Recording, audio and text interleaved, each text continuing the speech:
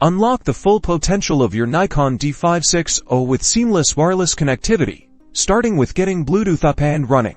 First, power on your Nikon D5600, then press the menu button to access the camera's settings. Navigate to the Setup menu, typically represented by a wrench icon. Scroll down using the directional buttons on your camera.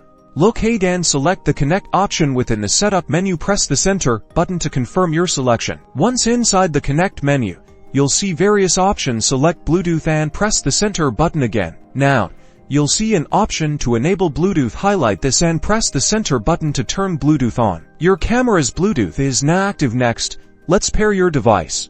Open the Nikon Camera Control or SnapBridge app on your smartphone or tablet. Ensure your smartphone's Bluetooth is also turned on. Your camera will now be discoverable. The app should automatically start scanning for nearby devices. If not, look for a pair device or similar option within the ad. On your camera's LCD screen, you might see a prompt asking you to confirm the pairing request. Select Yes or OK and press the Center button. Your app should then confirm a successful connection.